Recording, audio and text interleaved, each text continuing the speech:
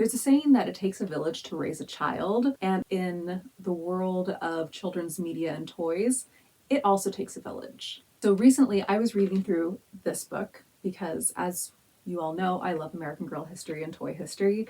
And as someone who knows a fair bit about early American Girl and Pleasant Company history, I was really disappointed in the overall narrative of the book because it actually leaves out a lot of the partnering companies who brought Pleasant Company and the American Girls collection to life.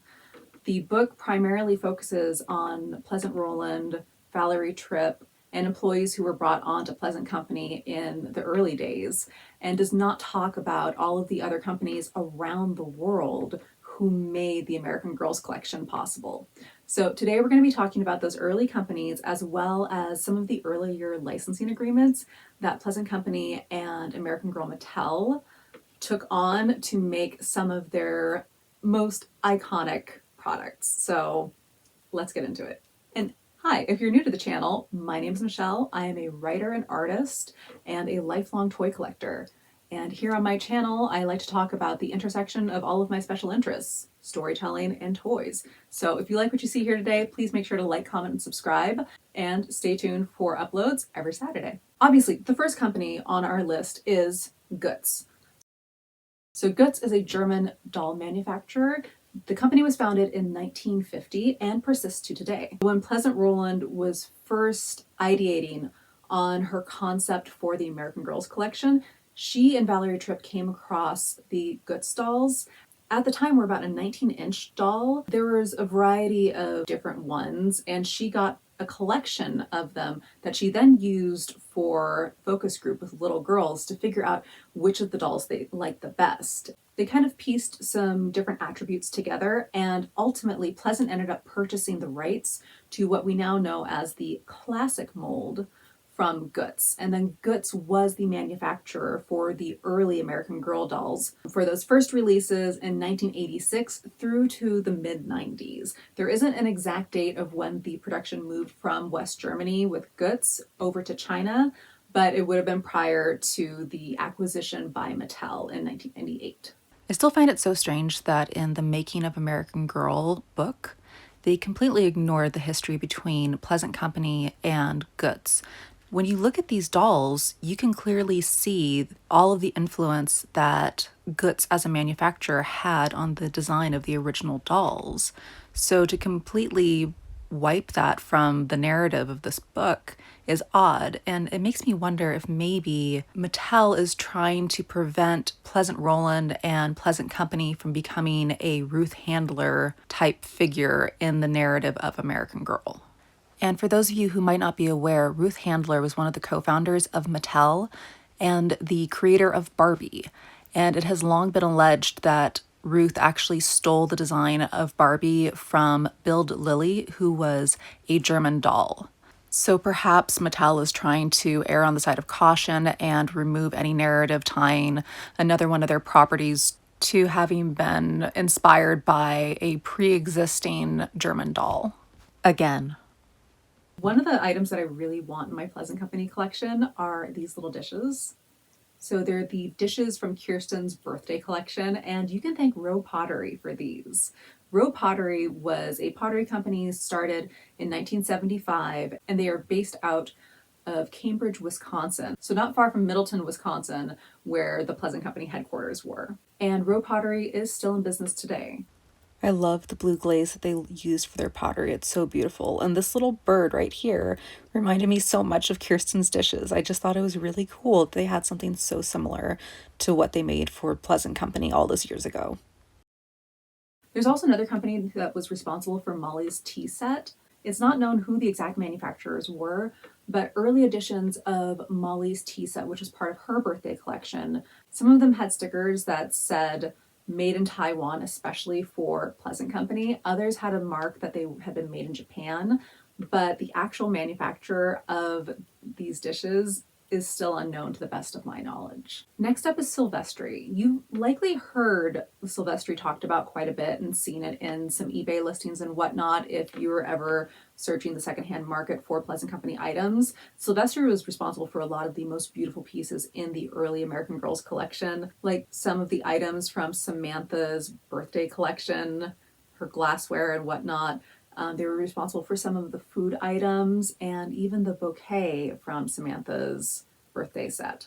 Silvestri was a privately owned company until 1986 and then was acquired multiple times over. We can assume they worked with Pleasant Company from probably about 1985 through to, again, the mid-90s. And unfortunately, the exact beginning and end dates of these relationships just isn't out there for public consumption.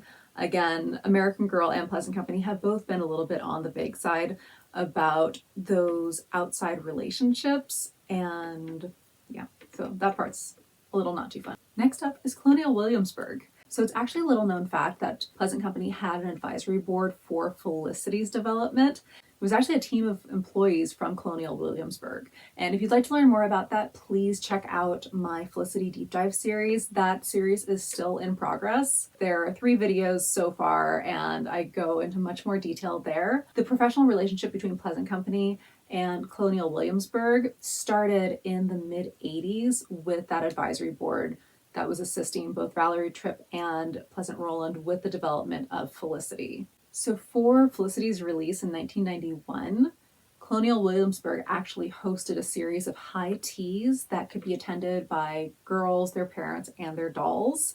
If you want a full understanding of what those events were like, again, check out the Felicity playlist. My very first commentary video was actually all about Felicity's Elegant Tea. It took so long to research, but it was so much fun. And there's a VHS that you can watch on YouTube. I have it linked in the description of that video if you want to see what the whole event was like. So Felicity is introduced at Colonial Williamsburg. Over 11,000 girls came with their dolls and their families to Colonial Williamsburg, and people, this was a very bad visitation year. They saved Colonial Williamsburg's bottom line. After Felicity's release, Colonial Williamsburg actually started regularly hosting Felicity-inspired tours of Williamsburg. Felicity's release has actually been credited with potentially saving Colonial Williamsburg as a historical society from closure because there had been such a drop in interest in Colonial Williamsburg up until her release, which to my understanding is also award-winning. So, and that being said, I do just quickly have to say I have a lot of issues with her release and her development and her kind of everything, which is why I'm doing that entire deep dive series. So if you want to know more, check out the deep dive series after you finish this video. Now let's get into our first licensing agreement. So in 1995, Pleasant Company released the American Girl of Today line, which was a landmark collection that gave birth to all of the modern look-alike dolls. So American Girl of Today led on to My American Girl and Just Like You and Truly Me, etc. So it's kind of like the grandparent of all of that. One of the earlier outfits that American Girl released as part of the American Girl of Today collection was a Girl Scouts outfit. Yes, it was an actual scaled down version of the Daisy outfit that would have been available in 1996, and that was available then until 1999. Also in 1996, American Girl partnered with Macintosh. Yes, your American Girl doll could have her own little Macintosh computer. You could turn them on, there were different graphics. I remember going into the computer lab when I was little and playing Oregon Trail and constantly dying of dysentery. The old black and green screened Macintosh computers are just such a throwback. The American Girl mini Macintosh is actually like a gray on gray screen. It's not the green on black, but still darling. And the mini Macintosh, which you could also get with a desk and chair, little American Girl mouse pad and everything, was available from 1996 to 1999. Next we had the first toy collabs. So again, staying in the year 1996, American Girl partnered with Hasbro to create a doll-sized Twister game. It was a fully functional Twister game for your dolls. So it came with a little spin board, and the box art even had American Girl dolls posed like the children who were photographed on the full-sized cover. It was absolutely adorable. Came with little socks and everything. This is just darling. And then the same set, you could also get a Magic 8 Ball. So that means that American Girl had also partnered with Tyco prior to their acquisition by Mattel. So both the doll-sized Twister and doll-sized Magic 8 Balls were available from 1996 to 1998. And I do just want to bring to your attention the 3 items that were a part of this Slumber Party gear and bear set. So you got the Twister board, the Magic 8 Ball, and the mini Miss AG bear for $18. This set was amazing and adorable. I remember having a Magic 8 Ball around this time, and I kind of got scared of it and broke it in the backyard with a hammer. So from 1996 to 1998, American Girl partnered with Borderbund, which was a game development company, and they worked together on American Girl Premiere. Now, this is an absolutely iconic collaboration because Borderbund, this is the same company that made Carmen Sandiego and the Oregon Trail. So unfortunately, Borderbund, as an actual game development company, is no longer in business, but their name is currently licensed by Encore to help promote their educational materials and other softwares. Okay, and this is one that has definitely flown under the radar, I think, for a lot of us. In the early 2000s, American Girl partnered with the MLB. Yes, Major League Baseball. And they used to give out American Girl-sized jerseys and Raglan shirts at the games. So here are the teams that were involved. So this partnership between American Girl and Major League Baseball started in 2002 with the Chicago Cubs. American Girl's flagship store is located in Chicago, so they have brought a lot of business to the city. This partnership makes a lot of sense. And in 2003, the New York Yankees joined the Chicago Cubs in teaming up with American Girl. And then in 2004, the Cincinnati Reds joined in and teamed up with American Girl. In 2005 and 2006, all 3 teams continued to do these giveaways. But for the Cincinnati Reds and the New York Yankees, 2006 would be the last year that they partnered with American Girl. And the Chicago Cubs continued their relationship with American Girl until 2013. And here are the items that I was actually able to find. I really like how vintage and also gender neutral the earlier pieces from the Chicago Cubs collection were styled.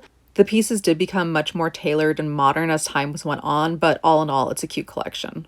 This is one that was absolutely brand new to me. I haven't seen these documented anywhere previously, so I'm really glad that I was able to find what I did. And if you have any interest in this collection or American Girl at all, please go take a look at this site. It is absolutely incredible. This site in totality has done a really good job of documenting American Girl releases, and they even have a little wish list generator, which is so handy and lovely, and I love it. Check out the site. It's awesome. And please, again, if you have any of these items, please post the photos to the community tab. I really want to see what you guys have in your collections. And next up is Hallmark. Hallmark had a relationship with American Girl from 2001 to 2005. Hallmark produced so many American Girls collection products.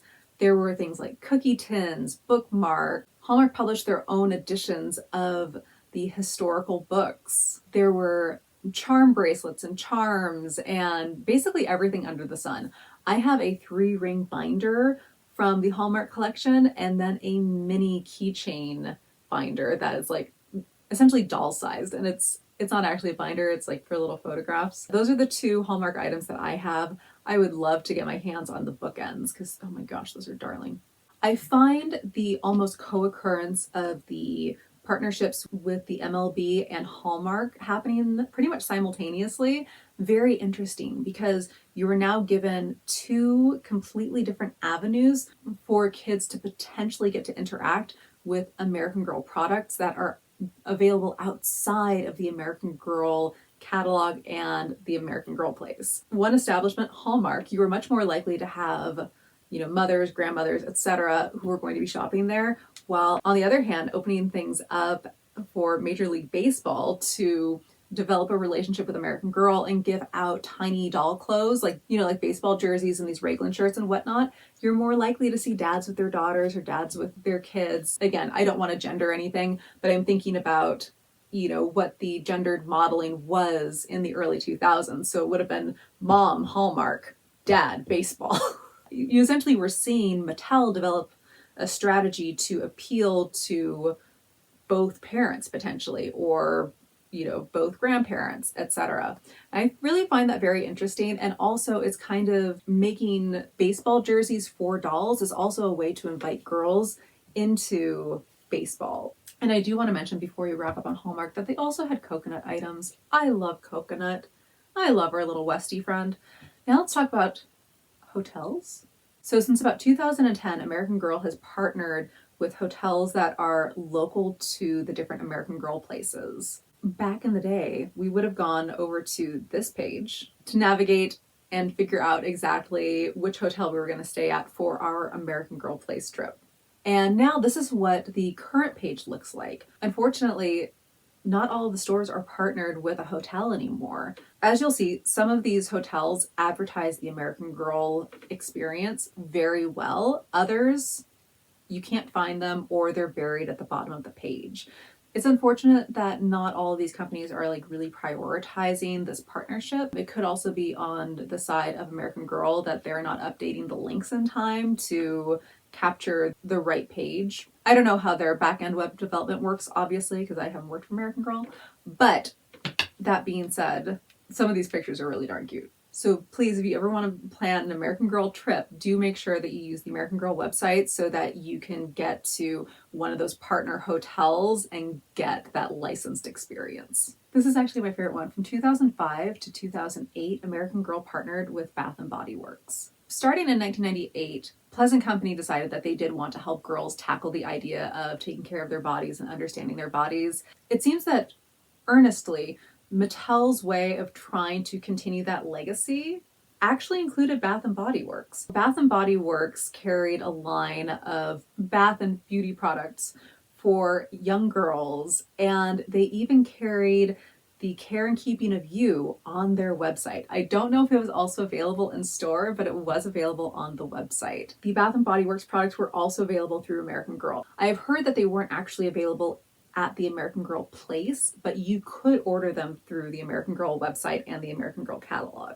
And I'm not going to go too deep into this one because I'm already working on a full video about the Bath & Body Works collaboration because I found it so fascinating. It took the efforts of a lot of companies to get Pleasant Company started. It wasn't just Roland and her immediate team.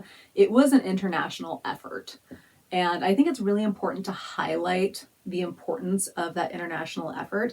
I found it upsetting personally that the only company that I saw mentioned in the Making of American Girl book was a US-based company, Row Pottery. But all of the international companies that were heavily involved in production of both the dolls and the accessories were left out. So make it that what you will. I do think it's important to highlight everyone who was involved in the process because nothing is ever as simple as it just being one person. Everything takes collaboration and teamwork. It's like on a film set, you have a director, but then you have actors and you have gaffers and set design and all of these different moving pieces. Everyone has their area of expertise. It's never just one person bringing the whole thing together, unless you're talking about this channel. Pleasant Company and Mattel alike have relied on outside manufacturers as well as licensing agreements to keep the company relevant and keep it in the public eye. So for American Girl, this meant loading up the Hallmark store with tons and tons of American Girl's products that people might not otherwise see if they weren't getting the catalog, if they didn't know about the website. But many people frequented the Hallmark store in the 90s and early 2000s. So if you didn't know about American Girl any other way, that was a good way for you to learn about it. Now, unfortunately, we're starting to see some licensing agreements, however, that aren't really about elevating the presence of American Girl in pop culture. It's more about grabbing onto things that are culturally relevant in a singular moment and then trying to make American Girl seem more trendy by playing along with those things. It's very much an evolution of the same strategy, But at this point, because Mattel is focusing on being more of a licensing company, they're not putting as much quality anymore into their products currently, and that is a real letdown. So their investors are still encouraging them to sell off American Girl to another toy company. That could also happen. Honestly, I don't think American Girl being sold off to another toy company would be the worst idea. We'll see. One housekeeping thing before we go. I wanted to say thank you because guess what? We're officially monetized. And I say we because this is a collaborative process, guys. I make the videos, you show up, you like them, you share them. I appreciate you so much. My goal for monetization was 2 years and we did it in 9 months. So thank you so much for liking, commenting, sharing, coming back. It's not something that I take lightly. This means a lot to me. Again, I love writing, I love researching, and toys have always been one of my special interests. So getting to do this for my job is absolutely incredible. So thank you so much. That does mean that over the next couple weeks, you'll be given the opportunity to hype these videos. So it's a little button that will appear below the video. If you would be so kind as to hype the videos, if you enjoy them, this is a new program through YouTube. It's available for channels with subscriber counts between 500 and 500,000, and hyping a video allows it to be boosted in the algorithm so that more people can see it, more people can enjoy the content, learn about American Girl history, and we can really start to build this community. So thank you guys so much for all of your help, for all of your support, encouragement, everything. I'm working very hard on some really cool videos, and yeah, I just can't wait to share everything with you guys. Thank you so much for hanging out. Please, again, make sure to like, comment, subscribe, hype the video, please. If that hype option is available yet, it might take a couple weeks to actually appear. Yay! And I will see you next Saturday for a new upload. Bye.